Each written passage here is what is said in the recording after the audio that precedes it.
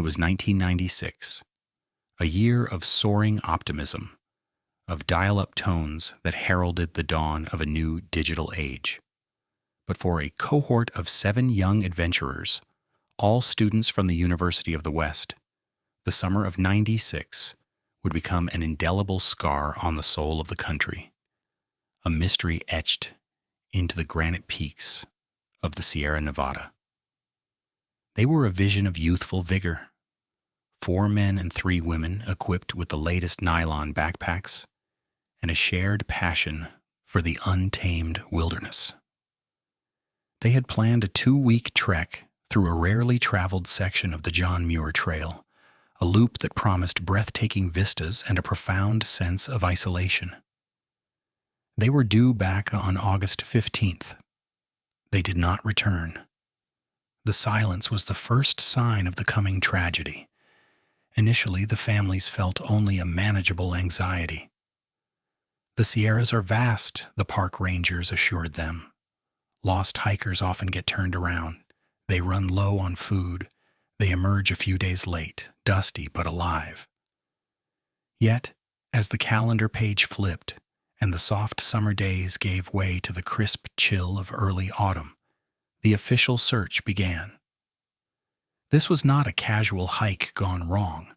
This was a complete, inexplicable vanishing. For weeks, helicopters crisscrossed the designated trail, their rotors an incessant, frantic pulse against the silence of the mountains. Search and rescue teams, hundreds of them, walked every switchback, rappelled down every cliff face, and checked every alpine lake. The wilderness, that beautiful, indifferent guardian, yielded nothing. Not a candy wrapper, not a lost boot, not a single footprint that could be definitively attributed to the missing 7. It was as if the earth itself had opened up, swallowed them whole, and stitched the surface back together without a seam. The families, driven by a desperate, soul-crushing hope, pooled their resources, organizing private searches that extended the official effort for months until the first heavy snows of winter finally sealed the high country. The story captured the nation's imagination precisely because it offered no answers. The 7 were experienced campers. They were prepared. There was no foul weather event, no known danger on their route beyond the usual risks of the mountains. Did they suffer a catastrophic simultaneous accident? An avalanche of loose rock, perhaps? Did a sudden silent illness overtake them all?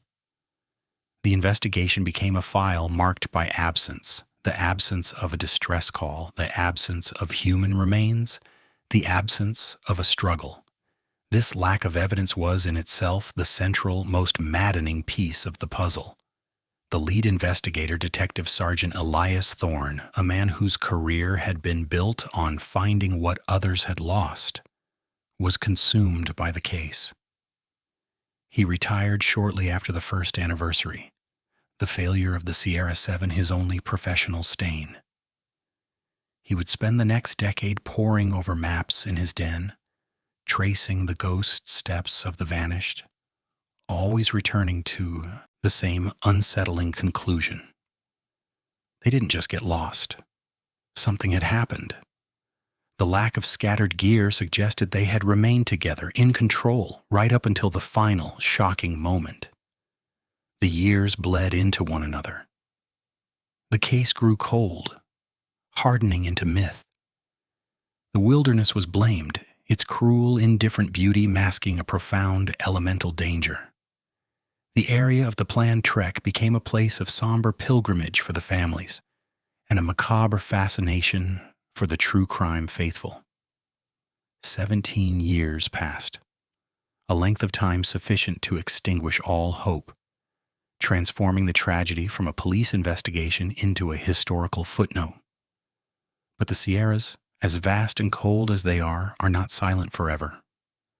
In the summer of 2013, a solitary park ranger, a young man named Ben Carter, was conducting a routine geological survey in an area miles off the established trail, a secluded basin known only to a handful of old prospectors. He was not looking for a clue. He was looking for a specific type of quartz formation. He found instead a patch of earth that refused to cooperate. His ground-penetrating radar, which should have shown a uniform subsoil layer, returned a chaotic, hollow reading. Intrigued, Carter began to dig, not with the practiced scrape of an archaeologist, but with the cautious, almost reverent curiosity of a man who feels he is violating a deep and ancient secret. The earth was soft, too soft, suggesting a recent, though still decades-old, disturbance. Then the shovel struck something synthetic, a brilliant, unexpected color against the dull, dark soil. It was nylon, faded but intact, and woven into its fabric was a faded, familiar logo, the emblem of the University of the West's outdoor club. The discovery was not a scattering of bones or a half-eaten tin of food. It was a perfectly preserved, buried campsite. The initial assumption that the campers had been buried by a sudden landslide was the only rational explanation the first responding officers could muster. The scene was breathtaking in its terrible preservation. 4 tents, all collapsed and covered by nearly 6 feet of earth, but otherwise undamaged, their guy lines still firmly staked. Inside one, an investigator found a stack of paperback books, their pages brittle with moisture. In another, a small personalized cassette player, its batteries long dead. Most unnerving of all, inside the largest tent lay 7 sleeping bags, each neatly unrolled, prepared for the night. But they were empty. The 7 campers had not been buried in their tents. Their entire camp, their sanctuary in the wilderness, had been deliberately and meticulously buried, intact and empty. The sheer chilling gravity of this reality sent a shock wave through the investigation, forcing Detective Thorne, now a ghost in the system, to return to the mountains. The case had just shattered the final comfortable assumption. It was no accident. It was something darker, something human. The chilling, almost sacred burial of the campsite immediately redefined the entire case, ripping it from the cold files of missing persons in a natural disaster and slamming it onto the stark table of premeditated homicide. The revelation of the intact, meticulously buried tents introduced a profound and terrifying new layer to the mystery. This was not the chaotic debris field of a landslide. This was a calculated, enormous effort. To bury 4 large tents and all their contents, including backpacks, cooking gear, and personal effects, under 6 feet of earth, required not only immense labor but also a significant block of time. Who would do this, and why? Detective Thorne, now an unofficial consultant but operating with the fierce focus of a man seeking professional absolution, was the only one who truly understood the narrative this burial was telling.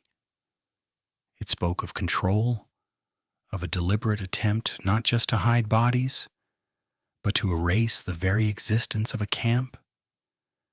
If a lone killer had acted, how could they have accomplished such a monumental task? It suggested multiple perpetrators, or perhaps a single person of extraordinary maniacal strength and patience. The recovered objects became the new focus, each piece of gear a potential Rosetta Stone. The backpacks were opened with forensic precision. They contained food, plenty of it, suggesting the campers were not starved or disoriented. They found a first aid kit, fully stocked, ruling out sudden widespread illness. In one of the men's bags there was a small, high-powered shortwave radio. Its antenna snapped cleanly off near the base. It was a detail that Thorne seized upon immediately.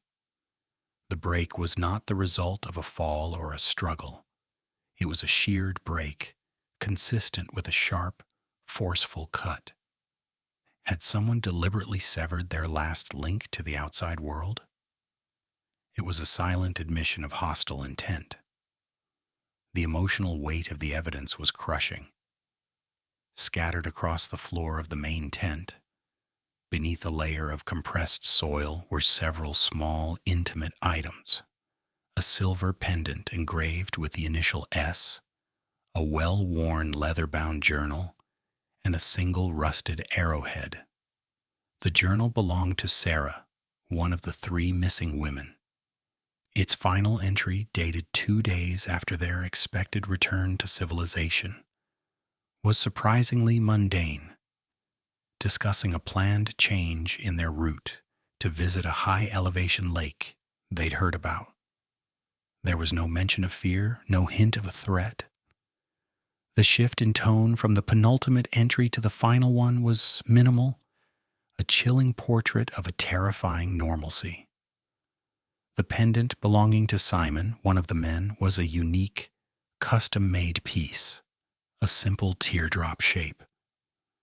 Thorne theorized that it was either a gift or an heirloom, something one would never voluntarily abandon. The rusted arrowhead was the most perplexing object. It was old, likely an authentic native artifact, but had no place with modern camping gear. Was it a strange trophy left by a killer, or a discovery the campers had made that led them into danger? The plot-driven narrative now pivoted on these 3 items: the snapped antenna, the mundane final journal entry, and the incongruous arrowhead. The investigators began to work backward from the incredible effort required to bury the site. To excavate and transport that much dirt requires tools. The surrounding area was searched again, this time with a focus on disturbed earth and non-native objects. A mile down the ravine, near a glacial runoff stream, the forensic team discovered a small, abandoned quarry site, a shallow, roughly dug pit used decades earlier for road gravel. Buried beneath a thin layer of debris, they found a small rusted hand shovel and a section of heavy-duty canvas tarp. Analysis of the tarp revealed trace amounts of blood, typo negative, a blood type shared by 2 of the missing men. But the true horror was the dirt itself. The soil in the quarry matched the unique, loamy composition of the dirt that had been used to bury the tents. The killer or killers had dug the soil here, carried it a mile uphill to the camp, and then dumped the shovels at the quarry site before leaving the area. The logistics were staggering, demanding an unwavering commitment to the disappearance. The sheer terrifying will of the perpetrator now loomed over the entire valley. The initial theory of a random encounter with a lunatic or a hermit collapsed under the weight of this methodical, prolonged activity. This was not a crime of passion or a brief, psychotic episode. This was an operation. The emotional arc of the case moved from a vague sense of dread to a horrific, certain knowledge that the 7 had been murdered by someone determined to wipe their very presence from the map. The case of the Sierra 7 had gone from a baffling vanishing act to a deeply personal, ritualistic act of erasure. The investigation now shifted from the where of the remains to the who of the unprecedented crime, focusing on anyone with the means, the motive, and the physical capacity to carry out this monstrous burial in the indifferent heart of the mountain range. The silence of the earth had been broken, but the silence of the motive remained absolute. The relentless focus on the shovel and the canvas tarp at the abandoned quarry provided the first genuine break in the 17-year-old cold case. The sheer meticulousness of the crime, The horrifyingly deliberate act of burying an entire campsite had finally left a tangible trace. The rusted hand shovel, a cheap tool but sturdy enough for the grueling task, was submitted for forensic analysis. The breakthrough was agonizingly slight, yet monumentally significant. A microscopic, partial fingerprint on the wooden handle, preserved by the rust and the cold mountain air. The print was incomplete, a half-moon ridge pattern, but enough to be uploaded into the national database. The wait was a period of agonizing, breath-held suspense for the remaining members of the investigative team and, most crucially, for the families. The notification came back not with a perfect match, but a strong, familial connection. The partial print was linked to a recently deceased individual named Kenneth Dale, a man who had passed away 3 years prior in a small, remote town miles from the Sierra Nevada. Dale had been a Park Service contractor in the 1990s, specializing in trail maintenance and cabin construction, a person with intimate, unparalleled knowledge of the specific, rarely used basin where the tents were found. He was a man with the means and the knowledge, but not, as far as records showed, a criminal history. He had lived an unremarkable solitary life. The investigative mystery now centered on Kenneth Dale, a phantom killer identified by a fraction of a print on a shovel handle.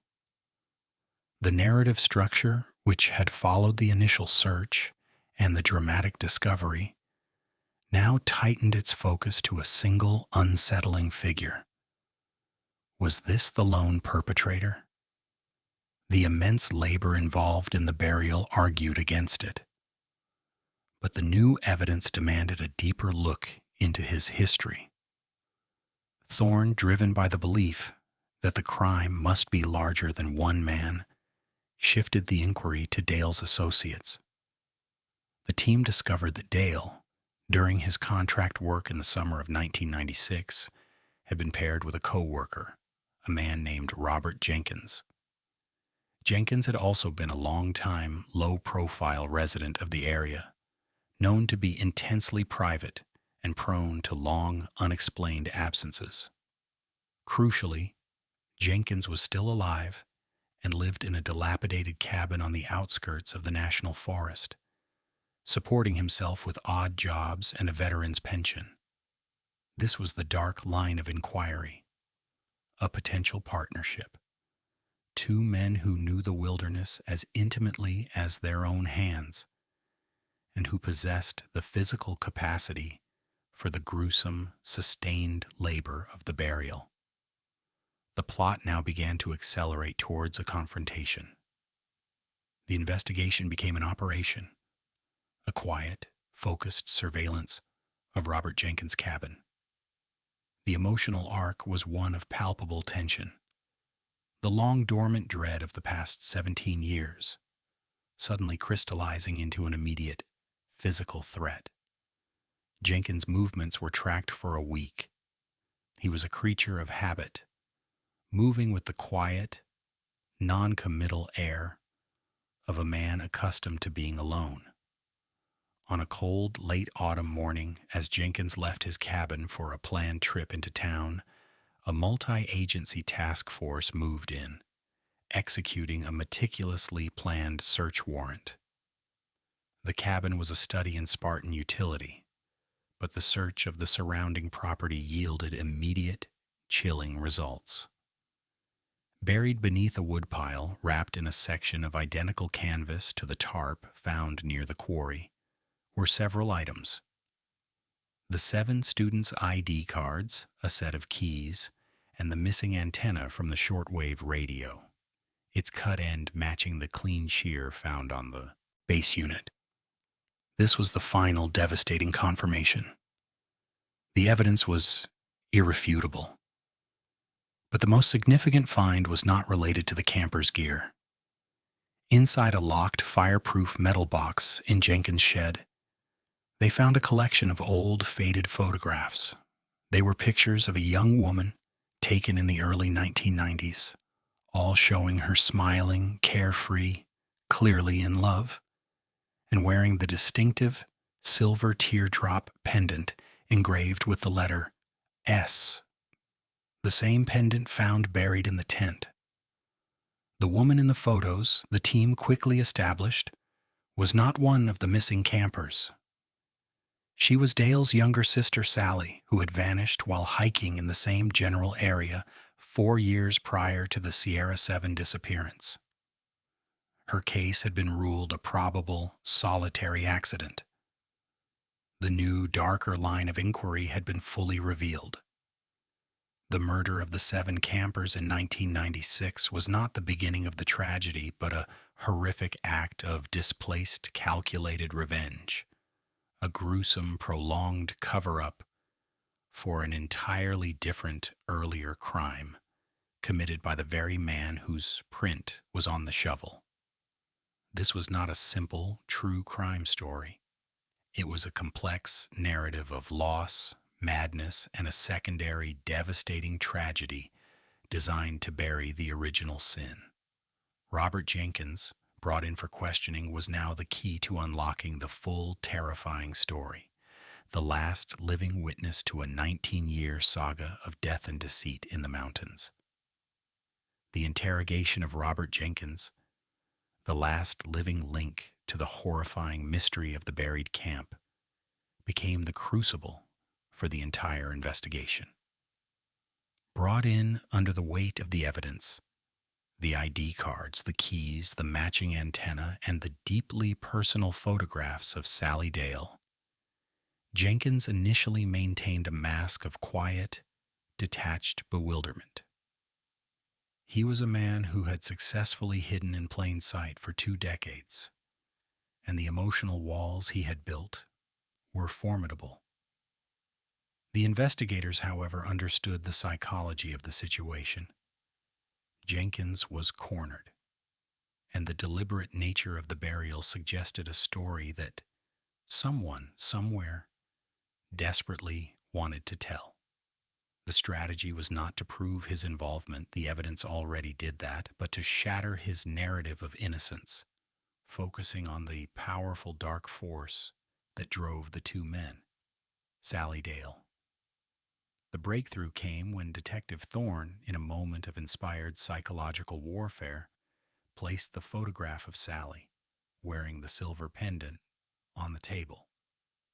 The sight of the image, a ghost from the past, caused Jenkins to finally break the carefully cultivated silence of 19 years, cracking under the pressure of memory and guilt.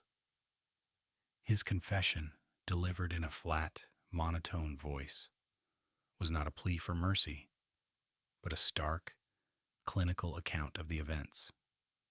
It was a story of a single, terrible moment, followed by a sustained, obsessive descent into madness and cover-up. Kenneth Dale had, in fact, murdered his younger sister, Sally, in a drunken, uncontrolled rage during a camping trip in the summer of 1992. It had not been an accident. Jenkins, his friend and co-worker, had been camping nearby and witnessed the terrible aftermath. He had helped Dale bury her body in that remote, secluded basin, a decision born of loyalty and fear. Dale, unable to live with the secret but unwilling to turn himself in, returned to the site repeatedly. He became convinced that the area itself, the very soil, held the secret, that the wind carried Sally's silent accusation. His paranoia morphed into a psychotic fixation. He believed the land needed to be cleansed, that the secret could only be contained if any evidence of human presence near the burial site was eradicated. He needed to bury the evidence of his crime beneath a false tragedy. In 1996, when the group of 7 University of the West students, young, happy, and utterly oblivious, set up camp just a few hundred yards from Sally Dale's grave, Kenneth Dale saw not hikers, but a threat to his secret. Their presence was a ticking clock. Jenkins recounted the horrifying details. How Dale, using his knowledge of the wilderness and pre-staged weapons, ambushed the seven in the dead of night. There was a brief, terrifying struggle, punctuated by the snap of the radio antenna, a desperate, failed attempt at a distress call. Jenkins' role, he admitted, was not in the killing, but in the monstrous, all-consuming cleanup that followed. He helped Dale carry the bodies further into the deep, rocky recesses of a nearby canyon, scattering the remains in a manner designed to appear as an animal attack, or to remain lost forever. Then came the burial of the camp itself. For 3 days, the two men worked with a maddening, meticulous purpose, using the hand shovel and the canvas tarp to carry loads of earth from the old quarry a mile away to the campsite. They collapsed the tents with surgical care, placing the personal effects inside as a final, ironic gesture of erasure. The burial was a performance, a desperate, dark ritual. It was designed to mislead any future search, to signal to the world that the campers had simply vanished from the spot, taking their secrets and their bodies with them. The arrowhead, Jenkins revealed, was a small artifact Sally had given to her brother, a talisman of their shared youth. Dale had placed it in the tent as a final taunting piece of personal misdirection. The emotional tone of the final narrative shift was a profound sense of tragedy. The 7 campers were not just victims of murder, but collateral damage, their lives sacrificed to bury a 4-year-old crime. Their vanishing was a deliberate, constructed lie, their camp a massive, perfectly crafted headstone for a secret. The mystery of the vanishing had now been solved, replaced by the chilling, all-too-human horror of the why.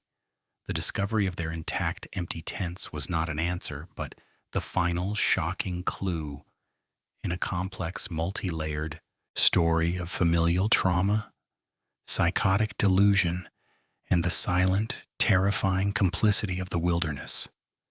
The justice the families had long sought was incomplete, complicated by the death of the primary killer, Kenneth Dale. But the truth, finally, had been unburied.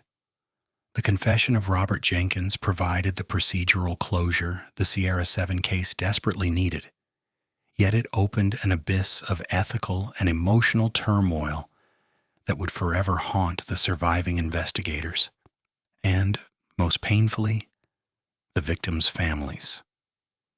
The revelation that their loved ones were the consequence of a pre-existing separate tragedy, the murder of Sally Dale, was a profound, almost unbearable twist of fate.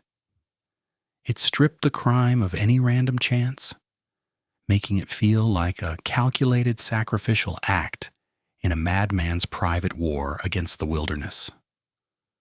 The investigation now shifted from the what, who, and how to the painstaking process of recovery, a final necessary act to honor the victims. Jenkins, relieved of his terrible secret, led the teams deep into the canyon he had described, a treacherous, boulder-strewn chasm where the runoff from the glacial stream made the earth unstable, and the retrieval process exceptionally difficult. The forensic teams were prepared for the worst, but even their veteran experience could not dull the impact of what they found.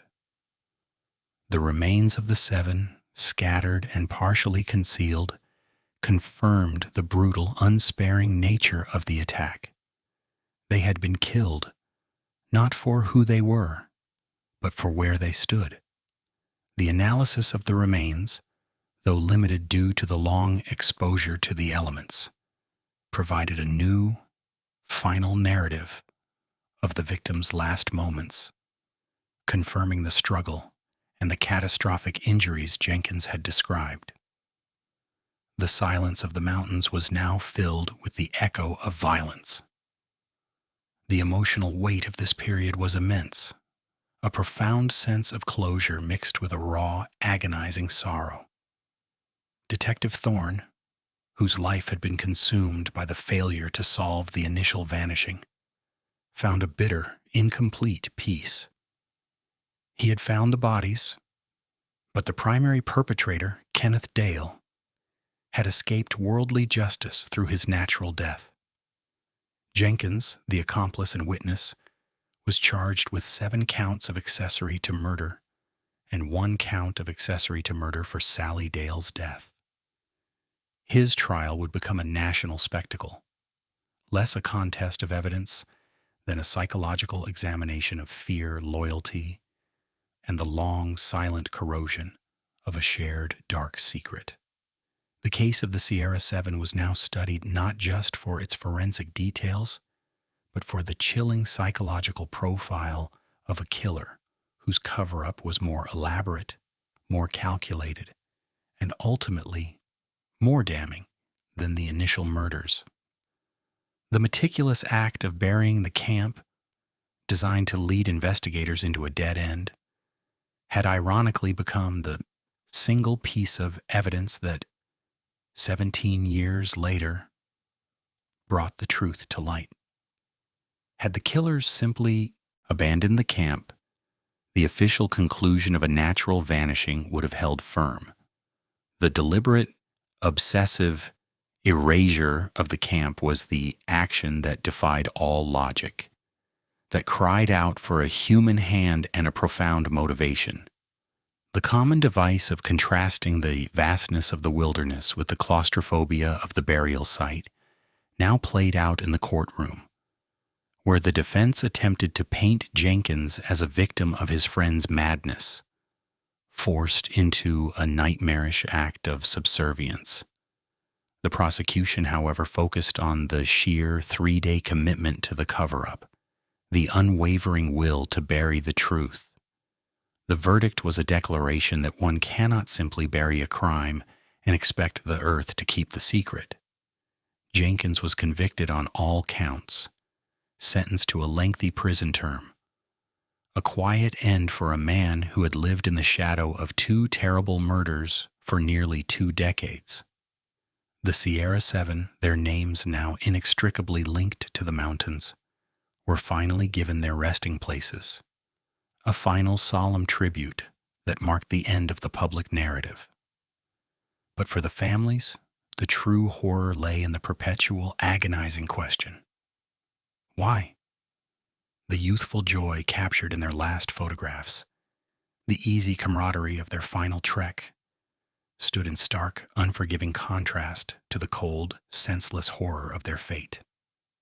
The wilderness, the great, indifferent guardian, had kept its silence for 19 years, and only the killer's frantic need to bury a lie finally forced the truth to the surface.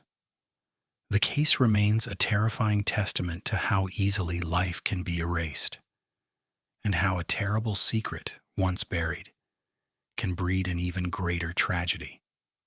The resolution of the Sierra Seven case, anchored by Jenkins' chilling confession, had successfully illuminated the chain of events, establishing the timeline from Sally Dale's 1992 murder to the catastrophic cover-up in 1996.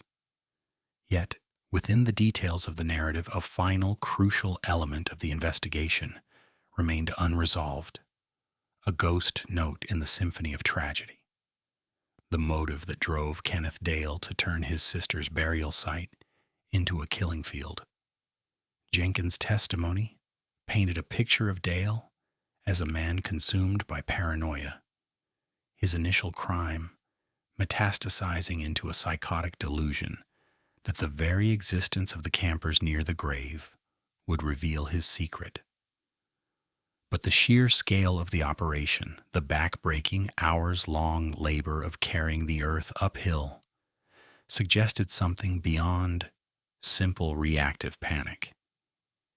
It hinted at a ritual, a specific, maniacal purpose. The investigators delved one last time into the peripheral evidence, focusing not on Jenkins but on the late Kenneth Dale's life, seeking the missing psychological link. The key, they believed, lay in the journals and personal effects recovered from his secluded cabin. Dale's life, they discovered, was not merely solitary. It was fiercely isolationist, marked by an increasing rejection of modern society. His shelves held not contemporary literature, but tattered, obscure texts on local folklore, ancient burial practices, and a dark strain of wilderness mysticism. This was the dark wellspring of his motive. In one crudely bound notebook, Dale had meticulously transcribed passages from a local Native American legend, a chilling, almost forgotten tale of the Silent Watcher, a spirit of the mountain who would only bury the sins of man if a great offering of innocence was made over the tainted ground. The offering had to be a complete erasure, an entire presence vanishing without a trace. The narrative now achieved its darkest, most disturbing climax. Kenneth Dale's act was not merely a cover-up, it was a deeply personal, psychotic perversion of ritual. He had come to believe that the 7 carefree, youthful campers, with their modern gear and vibrant life, were the perfect offering to appease the angry spirit of the mountain and bury the silent accusation of his sister's body. The 6 feet of dirt over the tents was not just a means of concealment.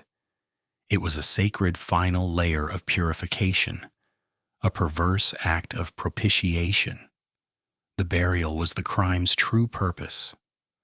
The contrast of the youthful joy in the campers' last moments, their journal entries, their unrolled sleeping bags, with the immense psychotic gravity of Dale's action, served to heighten the profound injustice of their fate. They had stumbled into a mythological nightmare, a crime born of madness and twisted folklore, all designed to bury one man's guilt. The final piece of evidence, the rusted arrowhead, now took on a new, unsettling significance. It was not a plot driver, but a relic, placed by Dale as a sign, a message to the spirit of the mountain that the offering was complete, marked by an object of the earth itself.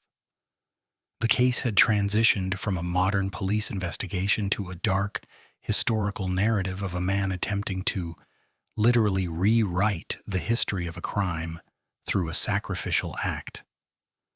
For the families, this final, horrifying explanation offered no solace.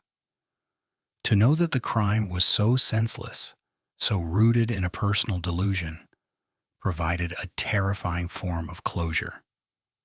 It confirmed the worst.